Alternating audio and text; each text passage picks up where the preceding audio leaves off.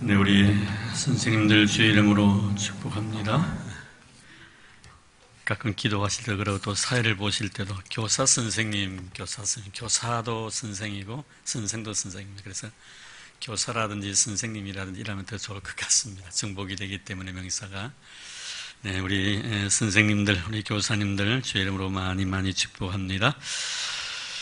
저는 지금 지난 세월을 이렇게 가만히 생각해 보면서 가끔 여러분들이 그런 간증도 드리곤 합니다만, 좀 가장 아름다웠던 신앙의 추억은 어린 시절이었다 하는 그런 생각들을 많이 가져봅니다. 물론 그 학생회 때도 아름다운 신앙의 추억들도 간직되어 있지만 뭐니 해도 어렸을 때 그 신앙의 추억은 잊을 수가 없지요. 제가 학생회 때는 물론 저희들을 담당해 주신 목사님이 지금 장로의 신학대학을 총장을 지나셨던 고영수 목사님께 우리 담당 목사님이 있었습니다. 그리고 늘 자랑스럽게 생각하지만 저희들의 신앙을 평생 동안 지도해 주셨던 분은 우리 김경도 목사님, 한 3년 됐습니까? 97세로 이 세상을 떠나셨지요. 그리고 세상을 떠나시고 나신 뒤 2년 이후에 사모님이 89세로 세상을 떠납니다. 목사님과 연세가 차이가 많이 나신 분이셨는데요. 2년 이후에 떠나셨는데, 목사님이 세상을 떠나서 소천하셨을 때도, 사모님이 세상을 떠나서 소천하셨을 때도 제가 직접 찾아뵀습니다. 서울에서 모든 장례 절차를 다 마쳤지만 평생을 섬겼던 우리 진해교회에 와서 마지막 이렇게 예배를 드리는 그 모습을 보고 싶어서 그때 장남이셨던 우리 김중은 교수, 당시에 총장도 하셨죠. 그분도 만나고 또 보고 싶었던 형님들, 또 누님도, 목사님 아들, 딸도 다 만나고 참 아름다운 그런 시간도 가졌습니다. 물론 그분들도 저에게서는 참 소중한 분들이셨지만 항상 마음에 남아있는 분, 교사, 저에게서 선생님이셨죠. 주일학교 선생님, 아직도 지금 교회 권사님으로서 이렇게 수고를 하고 계시고, 제가 초등학교 때는 1, 2, 3학년 때 제가 너무 기억이 흐려가지고 이분이 이청미라는 권사님이 1학년 때 선생님이셨는지 2학년 때 선생님이셨는지 3학년 때 선생님인지 제가 기억은 안 납니다. 근데 1, 2, 3학년 중에서 한 학년을 담당하셨고요. 4, 5, 6학년은 제가 뚜렷하게 기억하는 것은 한 분이 3년을 저희를 가르쳤었기 때문입니다. 그분이 서울에 가 계시고 지금 어떻게 계신지 모르겠지만 고영숙 권사님이십니다. 남편은 김용희 장로님이셨고요. 그때 그 고영숙 권사님은 그 당시에는 집사님이셨죠. 집사님이셨는데 학교 선생님이셨습니다. 참 엄했습니다. 그래서 예배 드릴 때 참 떠들고 싶은, 장난치고 싶은 생각들이 얼마나 많았습니까? 그런데 선생님 가만히 눈여겨보시다가 학습 태도가 좋지 않으면 꼭 공과 공부 시간, 그때 공과 공부 한 30분 정도를 했어요. 30분 했는데 두 손을 이렇게 들고 무릎을 꿇고요, 이 공과 공부를 배운 적이 있습니다. 그래서 3년 동안, 4, 5, 6학년 3년 동안 우리 반이 모범반으로서 아주 그 상도 받던 그런 경험이 있습니다. 물론 그 선생님이 이제 서울에 계시고 어디 계신지 제가 만나지는 못했습니다만 아직도 가면은 이청미 권사님, 이청미 선생님은 아직도 그 권사님이 계세요. 질순을 훌쩍 넘으셨지요. 얼마 전에 제가 그 목사님 소천하시고 또 사모님 소천하시고 가실 때마다 꼭 저보고 이 목사님 하면 달려옵니다. 그래서 저를 품에 꼭 안아주지요. 그건 뭐냐면은 그 어렸을 때 저를 가르쳤었기 때문에 그분이 1년을 가르쳐 2년을 가르친 제가 기억은 잘 안 하여튼 1, 2, 3학년 중에서 담임을 하셨어요.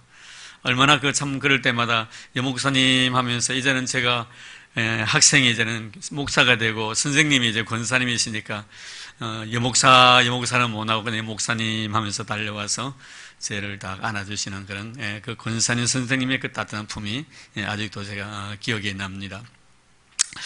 어찌 보면 어렸을 때 그 신앙이 아직도 제 신앙을 지금 지탱하고 있지 않나 하는 그런 생각을 가져보죠. 그때서야 연필 한 자루, 책받침 하나, 공책 한 권 얻고 싶어가지고 요절도 외우기도 하고 비바람이 몰아치는 날 그 비닐 우산 하나 쓰고 그 교회까지 가서 오후 예배드리고 오던 그런 아름다운 시절들이 있었습니다. 그때 참 그 이신일 집사님이라는 분이 참 이야기를 참 잘하신 분이셨는데 이분은 귀신 이야기를 그렇게 잘 하셨어요. 무서웠습니다. 그래도 그 이야기 듣고 싶어서 그때는 그런 이야기 들어도 은혜가 되었어요. 그저 교회 나간 것이 즐겁고 그것이 생애의 보람이었습니다. 주일이 얼마나 기다려지든지 동네 친구들 다 전도해가지고 같이 예배드렸던 그런 아름다운 어린 시절들이 있습니다. 제가 여러분의 그런 간증도 몇 번 드린 적도 있습니다만 참 잊을 수 없는 그런, 좀 크리스마스가 되면 그렇게 좋았었어요. 크리스마스가 되면 왜 좋았냐면 우리가 정말 준비를 해가지고 모든 교인들 앞에서 발표하는 날이 있었습니다. 그리고 여름 성경교가 참 좋았습니다. 우리 김용희 장로님 그 당시 해군의 그 법무관으로 계셨기 때문에 아주 그 법무관이면 굉장합니다.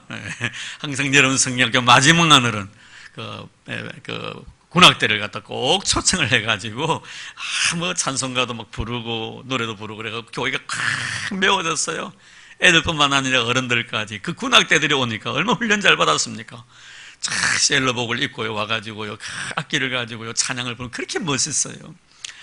또 크리스마스가 되면 우리는 오페레타 같은 것도 했지요. 그때 참 아름다웠던 그런 시절. 지금도 그때 같이 오페레타를 했던 주인공이셨던 그 선생님, 아직도 지금 교회 박남수 선생 집사님이 아직까지 그 장로님 안 되셨더라고요. 그 집사님이셨습니다. 그때 선생님이셨는데요. 지금 성가대 찬양대 지휘를 하고 계시더라고요. 참 정겨웠던 그런 얼굴을 보면서 야, 어린 시절의 이 추억이 이토록 소중하구나. 평생 내가 나이가 들어도 잊을 수 없는 그런 아름다운 그 추억이 어릴 시절 때 그 추억이다 하는 생각이 들어요. 근데 요사이 사실 교사들 얼마나 힘듭니까? 그때 우리야 교회밖에 없었어요. 교회밖에. 그 교회 가가지고 융판 하나 그림 하나 나누면 그 그림에 호기심을 가지고요 조용히 그 말씀을 듣는데 요사는 애들 그거하고 안 통하거든요. 얼마나 여러분 요사이는 그 여러 가지 우리 어린 생명들을 갖다 현혹시키는 사회적인 많은 문화들이 교회에 너무 많이 들어왔기 때문에 상당히 교사들이 애들 가르치기 참 힘듭니다. 하나만 가지고 되지 않지요. 두 개, 세 개를 가지고 해도 애들을 집중시키기 참 힘든 그런데 어제 우리 교사들 참 볼 때마다 참 먹이를 숙여 제가 참 이렇게 감사한 마음, 고마운 마음을 제가 표하고 싶습니다. 마지막에 제가 설교를 다 마치고 난 뒤에 제가 우리 배봉료 권사님께서 유치부 연합회 회장을 하실 때 제가 그때 노예 교육부 부장이었습니다. 노예 교육부장으로 있었을 때 글을 하나 써달라 하기에 제가 유치부 교사를 그때 5월달이었습니다. 5월달에 그때 제가 글을 쓴 것을 우리 선생님에 대한 글을 쓴데 그 글을 잠깐 여러분들에게 소개를 해줄까 하는 그런 생각도 가지고 있습니다. 사실 우리 선생님들이 이제는 애들보다 전자 여러 가지 기계든지 이런 것에 대해서는 이제는 따라갈 수가 없어요. 그러나 우리가 애들에게 있어서 정말 뒤져서는 아니 될 것이 무엇입니까? 성경에 대한 지식이죠. 성경에 대한 지식은요, 애들에게 뒤져서는 절대로 안 됩니다. 영적 깊이도 마찬가지고요. 그래서 우리는 선생님들 영적 깊이나 성인의 지식 이런 것들은 애들 앞에 항상 무슨 문제를 묻더라도 답을 해줄 수 있는 그런 선생님의 실력을 우리는 가져야 되겠다는 생각을 가져봅니다. 물론 꾸며낸 이야기죠. 여러분 아마 아시는 분도 계실 거예요. 오늘날 현실의 선생님들에 대한 이야기를 조금 빗대어서 한 그런 이야기입니다. 하루는 목사님이 교회에서 공과 공부를 마치고 나오는 한 어린 애에게 묻습니다. 얘야, 여리고성을 누가 무너뜨렸냐니까 이 애가 갑자기 눈물이 글썽거리면서 목사님, 제가 안 무너뜨렸는데요. 우는 거예요. 그래서 선생님, 목사님은 그런 어디서 질문한 건 아닌데 그래도 이 애가 막 눈물을 글썽거리면서 자기가 안 무너뜨렸다고 애가 굉장히 긴장하는 거. 그래서 이 목사님이 그 담임 선생님한테 갔습니다. 담임 선생님이 가서 선생님, 이 애가 어떻게 해서 내가 여리고성을 누가 무너뜨렸냐고 했더니 눈물을 글썽이면 자기가 안 무너뜨렸다는데 선생님이 어떻게 생각했더니 목사님, 그 애가 맞는 말일 거예요. 그 애는 우리 반에 제일 정직하고요, 제일 진실하기 때문에요, 그 애가 안 무너뜨렸다면 안 무너뜨린 거예요. 맞습니다. 세상에, 목사님이 선생님이 가서 물었더니 선생님이 이렇게 대답을 하는, 그때 하필 그때 부장 장로님이, 아동부 부장 장로님이 그 옆을 지나간 것 아닙니까? 그래서 목사님이 장로님께 물었습니다. 장로님, 여차여차해서 내가 이 애에게 이런 질문을 하고 선생님이 이런 질문을 하고 이렇게 대답합디다니까 장로님께서 부장 장로님이 하시는 말씀이, 목사님, 지나간 이야기인데 지나간 이미 무너진 거 어떡하겠냐고. 돈이 들면 내가 반 정도 부담할 테니까 교회에서 반 정도 해가지고 물러주면 안 됩니까? 이런 이야기를 하더라는, 그저 웃으려고 한 이야기지만 그만큼 오늘날 선생님도 교회학교에 대한 모든 담당하시는 분들도 성경적인 지식이 너무 약하다. 아마 가끔 보면 애들이요, 선생님보다요, 성경적인 지식이요, 더 많을 때가 있습니다. 이래서는 안 되겠죠, 여러분? 우리는 좋은 교사가 돼야 되겠다는 거예요. 자, 그러면 우리는 좋은 교사가 돼야 되는데, 오늘 말씀에 우리 예수님이 스승의 모델 아닙니까? 그렇죠, 여러분? 우리 예수님이 선생님의 모델입니다. 그럼 선생님은 오늘 보면은 어떻게 이 제자들을 가르치셨는가? 오늘 자세히 설명을 해놓고 있습니다. 자, 먼저 한번 볼까요? 3장 13절에 보니 또 산이 오르사 자기가 원하는 자들을 부르시니 나온지라. 자기가 원하는 자들을 불러셨다. 이런 참 놀라운 사실이에요. 예수님께 이 제자들을 선택할 때요, 자기가 원하는 사람 선택했습니다. 여러분들 어찌 보면요, 예수님의 작은 제자들이에요. 예수님의 제자들입니다. 또 여러분의 귀한 생명을 맡겨주셨으니까요, 예수님께 제자들 부르시고 나니 그 제자들에게 또 귀한 생명을 맡겨주셨듯이 여러분의 귀한 생명을 맡겨주셨는데 아무나 부른 것 아닙니다. 뭐라고요? 자기가 원하는 자를, 예수님이 원하시는 사람을 불렀다. 할렐루야. 여러분들은, 교사들은요, 예수님이 원해서 교사에 직분 주셨다는 것을 믿으시길 바랍니다. 내가 하고 싶어서가 아니에요. 이 세상에 아무리 하고 싶은 사람 많더라도요, 예수님이 원하지 않냐면 교사가 될 수가 없어요. 내가 아무리 하기 싫대도요, 막 안 나가려고 이리 빠지고 저리 빠져도요, 가가지고 목사님 가서 교사하라고, 장로님이 가셔서 교사하라고. 그 누가 부르시는 거예요? 하나님께서, 예수님께서 그를 통해서 그를 갖다 부르시는 거예요. 예수님께서는 자기가 원하는 사람을 부르십니다. 내가 원해서가 아니라 주님이 원하시는 분. 오늘 여러분 얼마나 기쁩니까? 내가 주님 앞에 다 눈에 들어온 거예요. 네 교사라 하고 눈에 들어온 거예요. 그래서 교사들은요, 예수님이 나를 믿으시고 나를 부르셨기 때문에 사명감에 투철해야 합니다. 교사 일에 생명 걸어야 합니다. 왜? 그분이 나를 원하셨습니다. 누가 원하셨다고요? 그분이요. 그분이 누구예요? 천지만물을 창조하신 하나님이십니다. 하나님이 여러분을 부르신 거예요. 제가 여러분을 부른 것이 아니고, 교육부장이 여러분을 부르신 것이 아니고, 부장 장로는 여러분을 부르신 것이 아니라 천지만물을 말씀으로 창조하신 그분이 부르셨어요. 무리로 걸어가신 그분요, 오병이어를 통해 5,000명을 먹이고 12광주를 남게 하신 그분이 여러분을 부르신 거예요. 죽은 나사로도 말씀 한마디로서 살리신 그분이 여러분을 부르신 거예요. 어때요, 여러분? 나라의 대통령이 우연히 지나가다가 여러분을 부르시면 아마 사인해달라고 난리 할 거예요. 혹시나 유명한 탤런트가요, 지나가면요, 나에게 좀 내 기억해달라고 가가지고요, 종이 내밀고요, 사인해달라고 할 거예요. 근데 여러분, 내가 원했었거든 나에게 사인해 줍니다. 근데 여러분, 교사는 누구예요? 주님이 원해서 부르신 존재예요. 얼마나 여러분 영광스러운 직분입니까? 교사는 영광스러운 직분입니다. 이런 자존감을 가지고 우리는 교사 일에 충실하기를 바랍니다. 함부로 여러분 교사 일을 가볍게 여기면 안 됩니다. 교사 일을 만약에 우리가 가볍게 여긴다면 그것은 하나님을 내가 가볍게 여기는 거예요. 왜? 그분이 원해서 나에게 이 귀한 직분을 주셨는데, 이 귀한 직분을 주셨는데, 우리 교사는 꼭 기억하시기를 바랍니다. 하나님이 원해서, 주님이 원해서 나의 귀한 사명을 주셨기 때문에 이 사명을 족시 여길 줄 아는 그런 자가 되기를 바랍니다. 그리고 난 뒤에 그 다음 뭐라고 말씀하십니까? 이에 12를 세우셨으니 이는 자기와 함께 있게 하시고, 주님과 함께 있기를 원했습니다. 좋은 교사는요, 항상 제자들을 생활 속에 생각을 하는 선생님이에요. 생활 속에 생각하는 선생님이에요. 제가 말씀을 드렸죠. 어렸을 때 3년 동안이나 저를 가르쳐주셨던 고영숙 그 선생님이 참 말씀을 다해서 가르쳐주셨기 때문에 지금도 그때 그 친구들이 참 그리워요. 김동수라는 친구가 있는데, 이 친구는 제가 기억하기에는 키도 컸고 서울 말씨를 썼어요. 저는 그때 어렸을 때 몰랐는데 아마 아버지가 막 군 장교였던 것 같아요. 그 친구가 참 보고 싶은데 지금 어디인지 모르겠어요. 아주 인물도 잘생기고. 이윤갑이라는 친구도 또 보고 싶어요. 이윤갑이라는 친구는 우리 이수 장로님의 아들인데, 지금은 여러분 이렇게 비만의 애들이 참 많이, 지금 그때는 참 드물었습니다.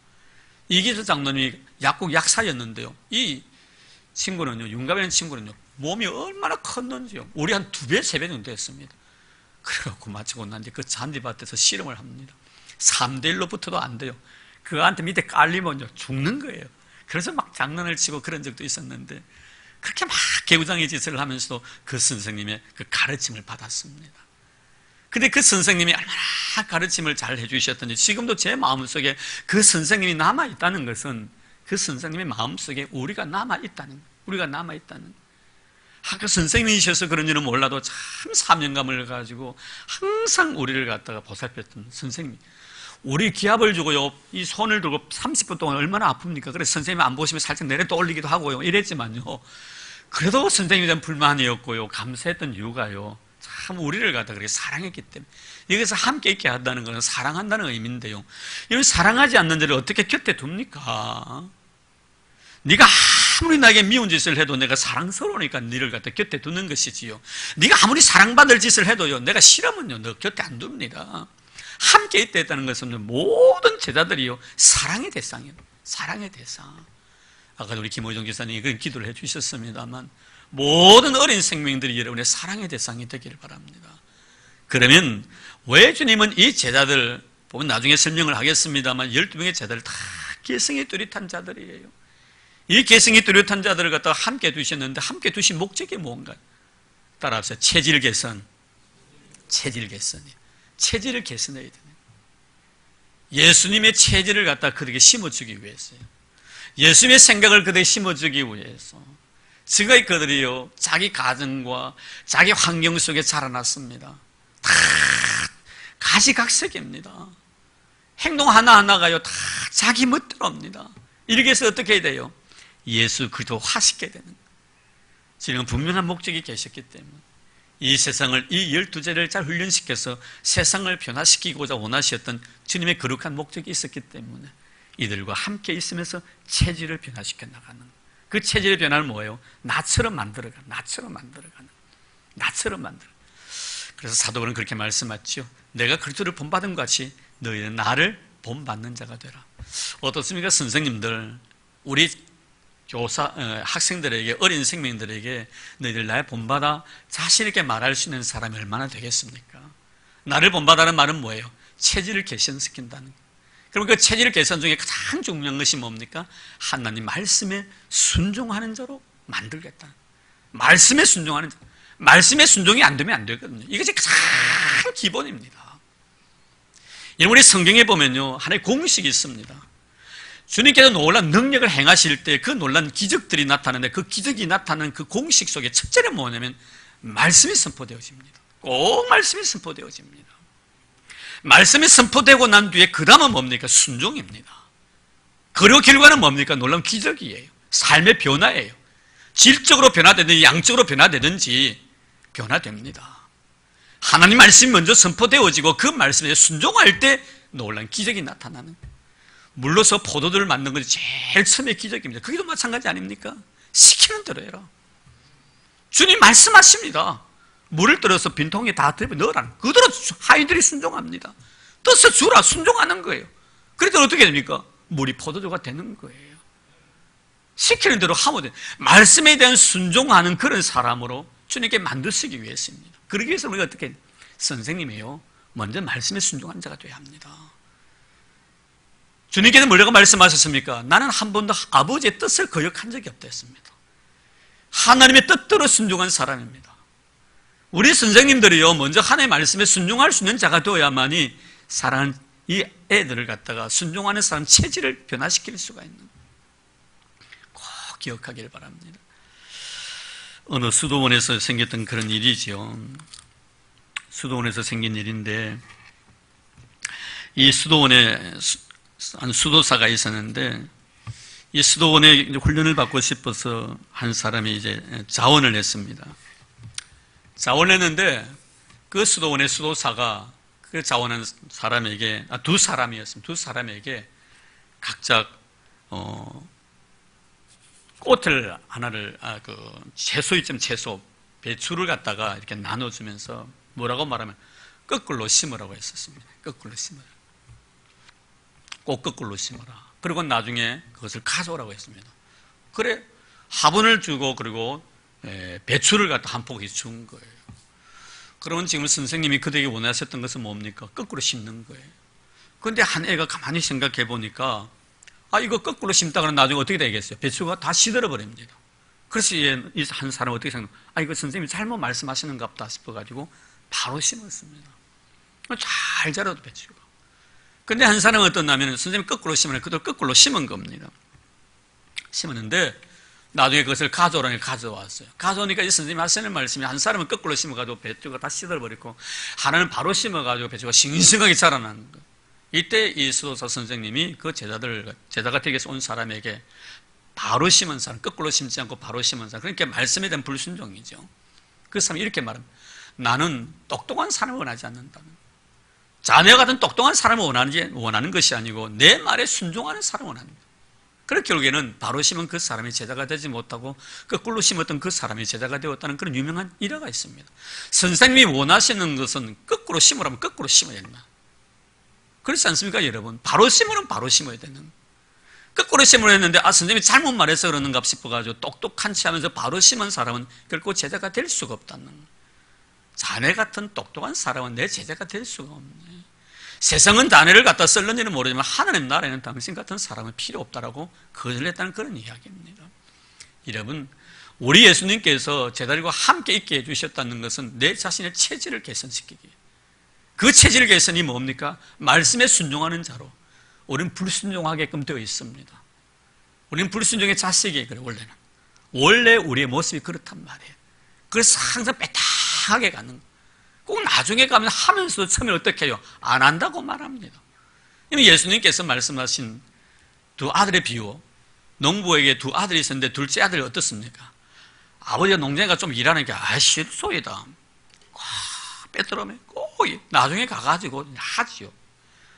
꼭 처음 시키면 예 알겠습니다 이렇게 돼야 되는데 아이고 목사님, 아이고 장로님 나 이런 일이 있으면 못하겠는데 가만히 집에 가보니까 아이고 내가 할 걸 다시 전합니다. 아이고 목사님 죄송합니다. 할 건데 내가 순종 못해 죄송하면 제가 하겠습니다. 물론 감사하지 않은 사람보다 차라리 그를 봐야 처음부터 여러분 예하고 하면 얼마나 좋겠단 말이에요. 우리 교사들 그런 사람 되기를 주님 축복합니다. 5사람밖에 대답 안 하는 것 같아요. 그런 사람 되기를 축복합니다. 예, 예하고 순종. 여러분, 우리 주님이 그들과 함께 한 것은 그들을 사랑하기 위함이지만 보면 체질을 개선시키기 위함. 우리의 체질이 불순종의 체질이 아니라 순종의 체질로 바뀌는. 그래야만이 좋은 교사가 될 줄로 믿습니다. 그 다음에 보면 뭐라고 말씀합니까? 자, 함께 하시고 나신 뒤에 또 보냅니다. 함께 하는 것만 아니고 보내는 거예요. 참 중요해요. 이건 뭐예요? 훈련을 시켰으면 내 보내야 된다. 왜 보냅니까? 지 멋대로 살려고 보내는 거 아닙니다. 뭐 하게 하기 위해서, 그 다음 뭐라 했어요? 뭐 하게 해서? 뭐라고요? 읽어보세요, 교사님. 뭐라 했습니까? 영어 책 줄까요? 히브리 책 줄까요? 그럼 뭐라 했어요? 뭐 하려고 해요, 저? 예? 예, 전도도 합니다. 아니, 유치원 안 나왔어요? 그 다 답이 있는데, 성경에 답이 있어요. 다른 데 찾으러 가지 마. 왜 제보고 제 얼굴 봅니까? 물어보면 그 책을 보면 다 교과서가 있는데. 자, 뭐 하기 위해서? 전도도 합니다. 보냈는데 뭐 했다고요? 전도하기 위해. 이건 뭘 말하는 겁니까? 내가 주님 앞에 사랑을 받았다는 거예요. 그렇지 않아요? 여러분, 함께 있다는 뭐예요? 내가 사랑을 받았어. 사랑하기 위해서 함께 있는 거예요. 그럼 내가 사랑을 받았으면 그 사랑을 받은 것만 가지고 있으면 안 돼요. 어떻게 해야 된다는 거예요? 사랑을 어떻게 해야 된다? 나눠줘야 된다. 받았으면 나눠주는 자가 되어야 합니다. 그래야만 내가 더 많이 받는 거예요.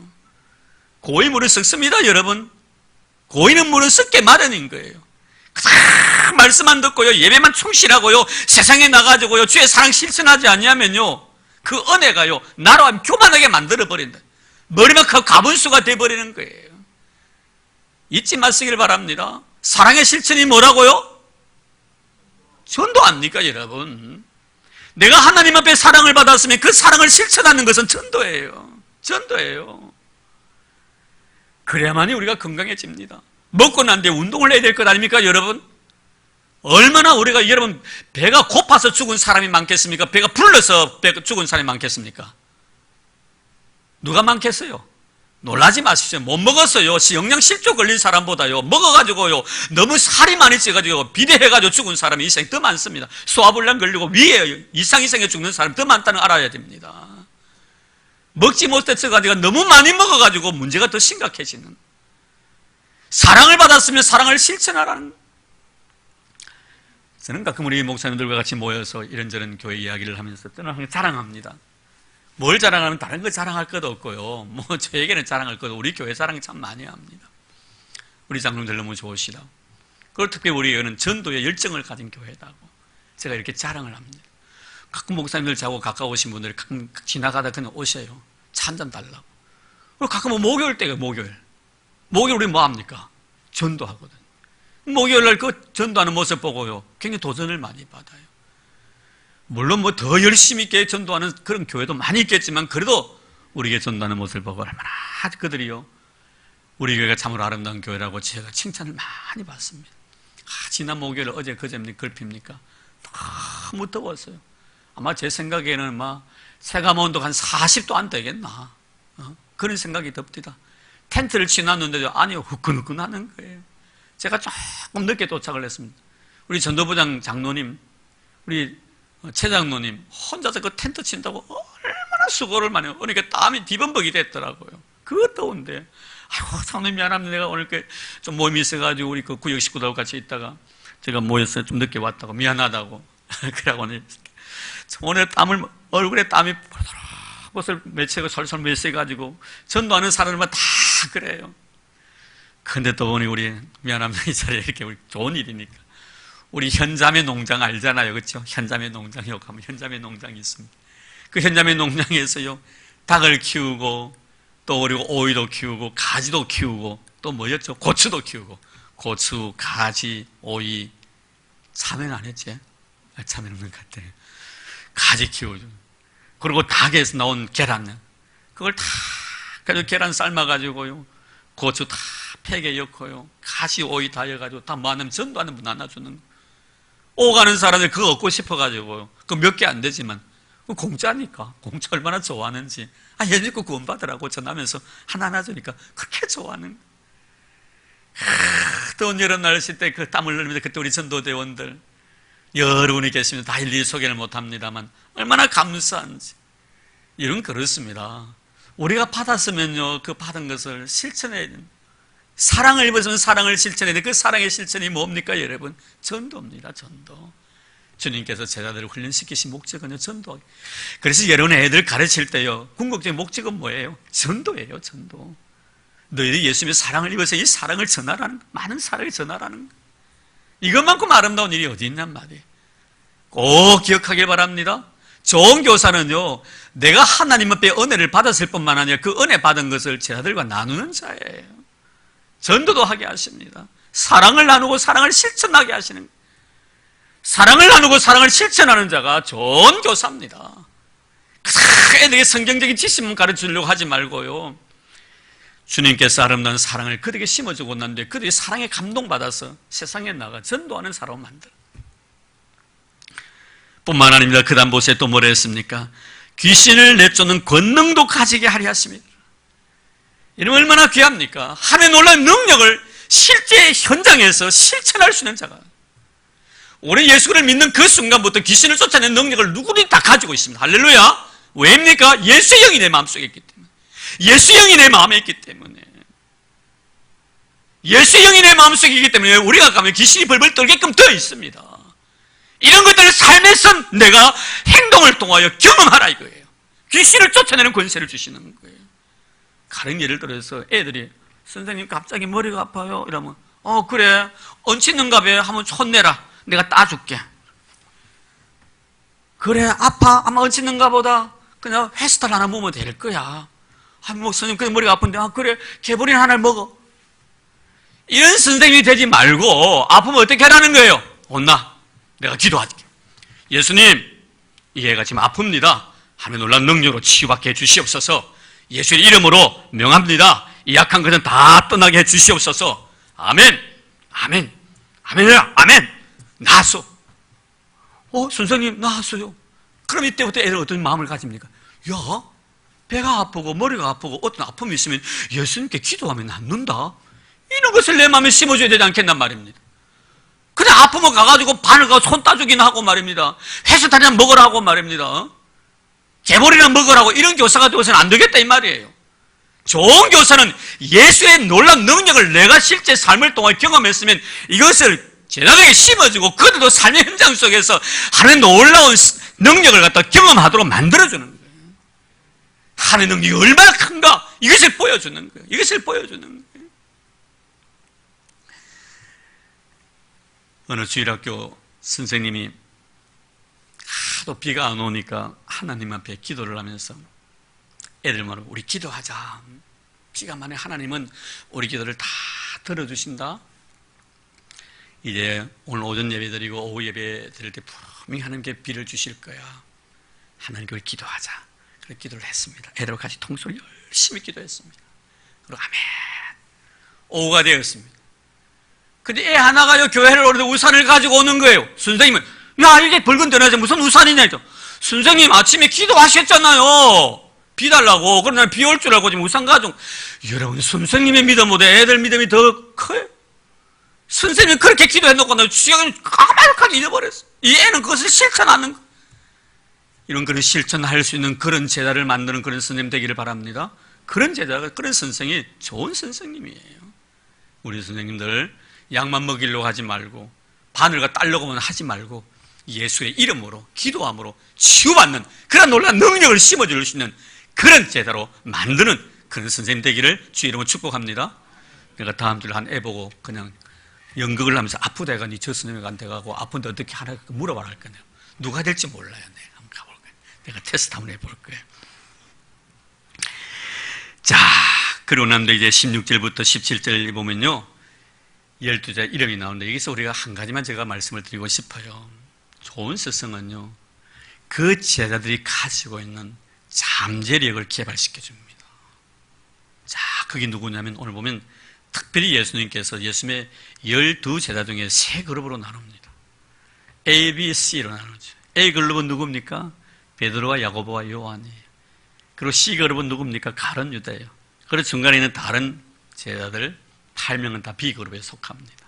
그런데 오늘 보면은 B 그룹에 속한 사람들은요 주님께서 별명을 주신 적이 없고요 A 그룹에 속한 사람만 별명을 줍니다. 베드로 시몬에게는 뭐라고요? 베드로라는 별명을 줬고 야고보와 요한에게는 뭐랬어요? 우리의 아들이라는 그런 별명을 줍니다. 보아너게 우리의 아들은 별명을 줍니다. 저는 이 베드로와 야고보와 요한을 잠깐 말씀을 드리고 싶은데요 먼저 우리가 베드로를 통해 우리가 알 수 있는 것은 뭐냐면 이 베드로는 원래 시몬이었습니다. 그런데 예수님께 이 시몬을 바라보실 때요 그가 가지고 있는 장점을 다 보았습니다. 사람은 다 장단점이 있습니다. 대다수의 신학자들은요 이 베드로의 성격을 갖다가 다혈질적인 성격의 소유자라고 다 이구동성으로 말합니다. 굉장히 다혈질적인 사람이에요. 이런 다혈질적인 성격을 가진 사람이요 어찌 보면 큰 인물이 됩니다. 빌립과 같은 그런 사람을 하나 계산한 사람은요 주의 일을 갖다 하는데 실수는 없을는지 모르지만 큰 일은 못해요. 덤벙대는 것 같지만요 다혈질적인 성격을 가진 사람이 큰 일을 합니다.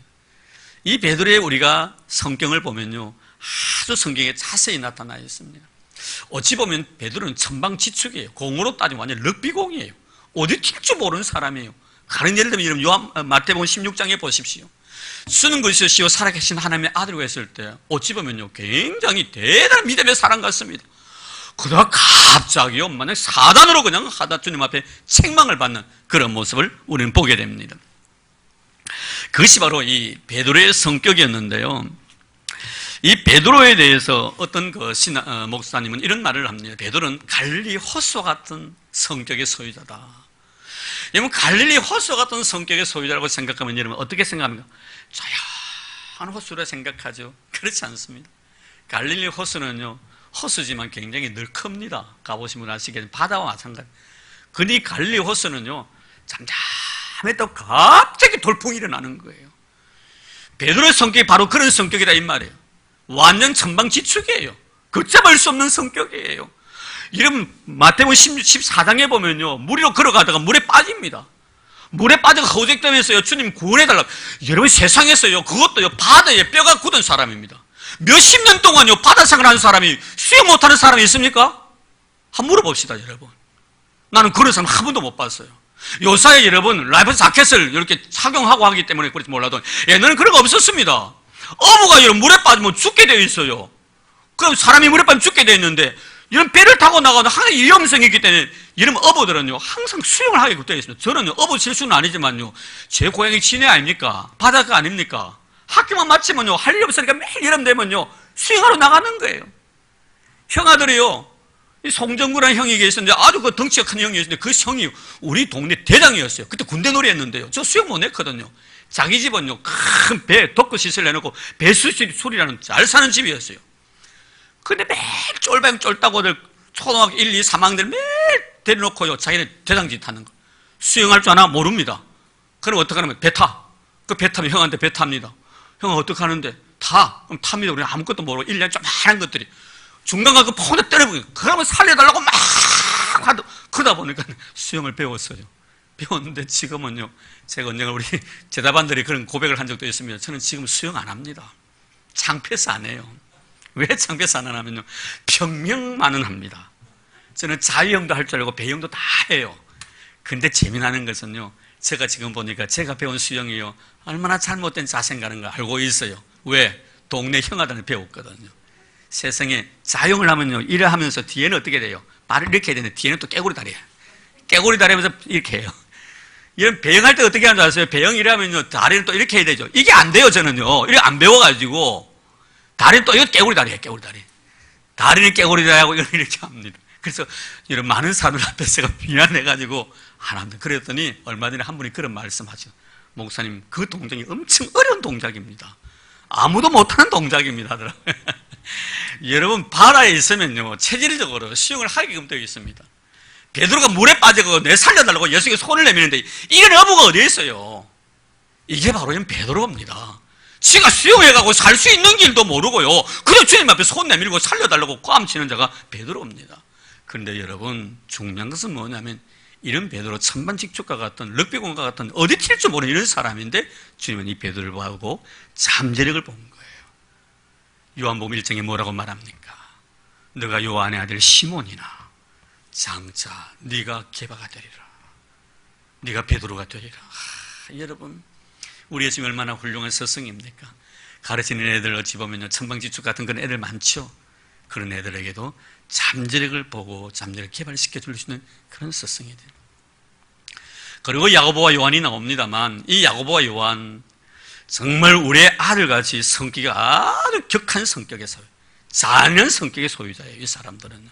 베드로가 또 다릅니다. 여러분 얼마나 여러분 성격이 과격한 줄 아십니까?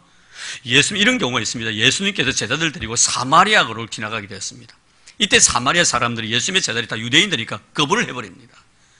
그랬더니 이 세베대의 아들들이 야고보와 요한이 뭐라는 줄 알면 예수님 하늘에 불을 내려와가지고 저를 다 죽여버리라고. 여러분 얼마나 잔인합니까 여러분? 우리 동네 지나가게 못하게 한다고요 하늘에 불을 끌어내가 저들을 다 죽여버리라고. 그만큼 잔인한 사람이었습니다. 그런데 여러분 예수님께서 이렇게 성격이 과격하고 잔인한 사람이었지만 나중에 어떻게 만듭니까? 여러분 야고보 보십시오. 예수 12제자 중에 최초의 순교자가 됩니다. 순교자가 되지요. 그런 칼을 휘두르는 사람이 아니라 이는 스스로 장엄하게 하나님의 영광을 위해 죽음을 맞이할 수 있는 그런 아름다운 마음의 소유자가 됩니다. 죽음을 거부하는 자가 아니라 죽음을 그대로 받아들인 사람, 대단한 사람으로 주님은 이 야고보를 통해서 그것을 발견했던. 요한은 어떻습니까 여러분? 참 이런 과격한 이 사람이 부드러운 사람이 됩니다. 여러분 요한의 별명이 뭐예요? 사랑의 사도예요. 사랑의 사도예요. 그런데 여러분 중요한 것은 이 요한은 가만히 보면요 항상 사도행전에 보면 베드로가 제1인자고 요한이 제2인자예요. 1인자고 제2인자인데 저는 뭐 1인자도 좋고 물론 제2인자도 좋지만 2인자가 얼마나 아름다운 인생인가 하는 것을 보게 됩니다. 요한은 백수를 누립니다.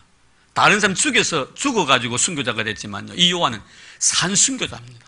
정말 유배 생활을 하면서 요한이 요한복음을 저술을 했고 요한 1, 2, 3서를 저술을 했고요 요한계시록까지 저술을 합니다. 엄청난 하나님 앞에 복을 받는 사람이 됐는데 이 요한이 마음이 그렇게 과격하고 격한 사람이 주님의 은혜로 인해서 그 아주 부드러운 사람, 사랑의 사람으로 바뀌게 되죠. 그래서 여러분 사도행전에 보면 항상 베드로와 요한입니다. 저는 왜 이 요한이 이렇게 롱런할 수 있었던가 하는 그런 생각을 가져보았습니다. TV에 보면요 주인공들요, 잘생긴 여자들요, 미색들요, 생명 그렇게 길지 않습니다. 그렇지 않습니까, 여러분? 문희, 우리가 어렸을 때 문희, 그리고 또 누굽니까? 또 누구예요? 윤정희, 또 누구죠? 그때 트로이카 세 사람. 잘 몰라요? 영화를 안 본 모양은. 문희, 또 그리고 윤정희, 남정임, 예, 맞아, 남정임, 맞아. 근데 그 남정임이라는 사람이 이제 그 암을 통해서 세상을 떠난 사람. 지금 윤정이나 문희 같은 사람 주인공 아닙니까? 그 사람 지금요, 얼굴 못 봅니다. 어디 간지 몰라요. 어떻게 사는지 몰라요. 근데 여러분, 삼이자 같은 사람, 이인자 항상 동국마마 하는 사람, 강부자 같은 사람, 항상 보면 그 사람은요, 항상 주연이 아니고 조연이에요. 근데 지금도 나옵니까? 안 나옵니까? 안 나옵니까? 죽었어요? 지금도 나와요. 지금도 나와요. 1인자보다요, 2인자가 나와요. 요한은요, 참 자기가 자기 업무를 또 하는 우편에, 하는 좌편에 1인자가 되고 싶었지만요, 주님의 은혜로 인하여 1인자가 아니라 평 2인자로 살아갑니다. 주연이 아니라 조연으로 살아갑니다. 이건 중요한 내용이 바로 그거예요. 우리가 어떤 일을 할 때 앞에 나가서 선두로서 일을 하는 사람도 없잖아요. 있겠지만 더 아름다운 것은 그 사람으로 일을 잘하게끔 옆에서 보조해주는 사람은 더 아름다운 은혜를 입은 사람입니다. 그가 바로 조연이에요. 요한은 평생 조연의 삶을 살아갑니다. 그래서 롱런할 수가 있었던 거예요. 백수를 누렸습니다. 얼마나 놀라운 사람이. 예수님께서는 제자들의 장래성을 잘 알고 있었습니다. 그 잠재력을 잘 알고 계셨습니다. 그래서 그것을 키워주신 거예요. 얼마나 놀랍습니까? 이것이 바로 좋은 스승입니다. 좋은 스승은 항상 제자들의 삶 속에서 가지고 있는 좋은 장점들을 발견해서 그것을 잘 일깨워주는 선생님이 정말 훌륭한 그런 선생님이죠. 그래서 지금도 보면요, 한때는 뭐 미국 사람들 보면요, 이름 중에서 피터라는 이름들 많이 있잖아요. 피터라는 이름. 그 피터라는 것이 뭐냐면 베드로라는 뜻이에요. 예. 베드로가 피터라 부릅니다. 근데요, 요사이 보면요, 미국 가면요, 미국 인구가 약 1억 한 5천, 8천 정도 보고 있는데요, 600만 명 정도가요, 잔이라는 이름을 가지고 있습니다. 잔이라는 이름. 그래서 지나가 잔이라면요, 사람들 누군가 하나 쳐다봅니다. 그만큼 미국 사람들 저쪽에 많다는 거예요. 그래, 그 잔이 누구예요? 요한이라는 뜻이에요. 요한이 이제는 매력적이에요. 지금요, 그만큼 통계적으로 보면요, 잔이라는 게 많다는 거예요. 여러분, 그뿐만 아니고 우리가 불어로 보면 그런 내용도 많이 있습니다만, 그분 불어 보면 짱이라 짱, 그렇죠? 짱. 짱이 바로 불어는 또 요한이라는 뜻이에요. 여러분, 그 스페인어로 보면 후안 카를로스 오르티즈 목사님이죠. 후안이란 말이 무슨 뜻이냐면요, 스페인어로 요한이라는 뜻이에요. 요한이라는. 우리나라에 요한 많습니다. 강현숙 집사님 안 계십니다. 우리 강현숙 집사님 아들도 요한이에요. 그렇죠? 요한이 있습니다. 그만큼 요한이 요새는 인기입니다. 피터보다요, 존이요, 더 인기입니다. 1인자보다요, 2인자로요, 더 아름답다는 거예요. 저는 우리 성도 여러분들이 이런 사람 되기를 바랍니다. 너를 세워줄 수 있는 이런 아름다운 그런 정말 2인자, 항상 배우에서 스포트 해줄 수 있는 이런 사람들이 되기를 바랍니다. 우리 주님은요, 요한에게서 그것을 본 거예요. 얼마나 훌륭한 사람이 되었습니까?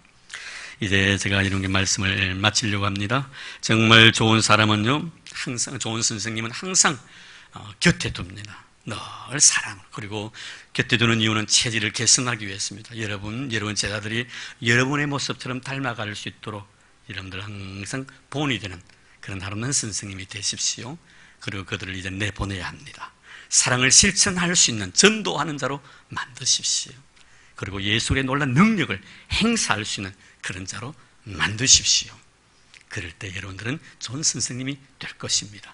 그리고 제자들이 가지고 있는 잠재력을 꼭 개발시켜 줄 수 있는 그런 좋은 훌륭한 선생님 다 되기를 바랍니다. 제가 이제 아까 약속한 대로 제가 여러분들에게 글을 하나, 선생님에 대해서 글을 쓴 적이 있습니다. 그래서 잠깐 앞에 있는 걸 좀 제가 약했고요. 그때 이 글을 쓸 때는 천안함 그 사태가 일어나고 난 뒤였어요. 천안함 사건이 그 당시 4월 달이었습니다. 4월 달이었는데 제가 5월 달에 글을 좀 써달라 해가지고 유치부 그때 연합회에서 부탁을 해가지고 제가 글을 쓴 건데요. 그래서 조금 이런 5월에 대한 그 이미지를 좀 4월과 5월과 연결을 시켜서 4월에 대한 것도 그때 너무 비참했잖아요. 그런 차디찬 그런 것에 대해서 좀 제가 했습니다. 한번 볼까요? 예. 선생님에 대한 건데요. 5월의 아침 이슬처럼 해맑고 순결한 눈망울을 바라보며 나 그렇게 되고파. 이것은 제가 우리 교사들이 그 어린 영혼들처럼 그 영혼이 해맑은 그런 영혼을 간직하기를 원하는 그런 마음에 쓴 겁니다. 나 그렇게 되고파는 것은 어린 영혼들은 해맑은 영혼을 내가 더 간직하고 싶다. 이런 마음이에요. 그분 앞에선 고운님이시여 정말 사랑하고 존경합니다.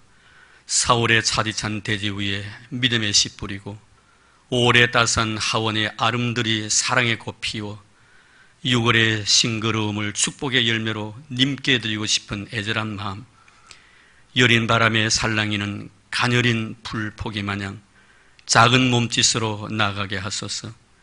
개나리꽃도 진달래꽃도 벚꽃도 라일락꽃도 바람이 날려보냈건만 아직 장미꽃은 피지 않았답니다.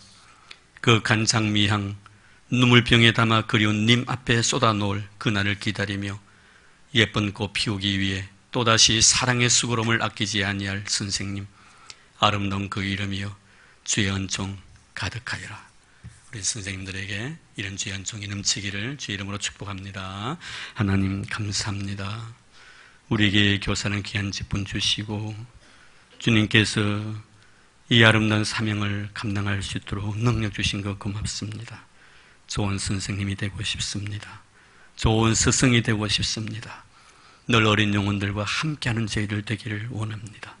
그리고 받은 아름다운 사랑을 전할 수 있는 능력을 정말 그들에게 전수할 수 있는 그런 선생님이 되고 싶습니다. 그리고 내가 받았던 아름다운 능력도 저들이 살아가는 삶의 현장 속에 경험하며 그 능력을 행사할 수 있는 그런 능력 있는 그런 자녀들로, 그런 제자들로 만들어갈 수 있는 선생님이 되고 싶습니다. 그리고 사랑하는 제자들의 머릿속에, 마음속에 담겨져 있는 잠재력을 개발해 줄 수 있는 그런 선생님이 되게 해주옵소서. 정말 아름다운 이름, 정말 거룩한 이름, 주일학교 교사라는 것이 얼마나 축복된 이름인가 하는 것을 잊어버리지 않도록 주님 도와주옵소서. 주님 씨 뿌리고 열매 거두어 주님 앞에 드리는 그날까지 사랑의 수고로움을 그치지 않는 신실한 믿음의 종들이 되게 축복해 주옵소서. 예수님 이름으로 기도드리옵나이다. 아멘.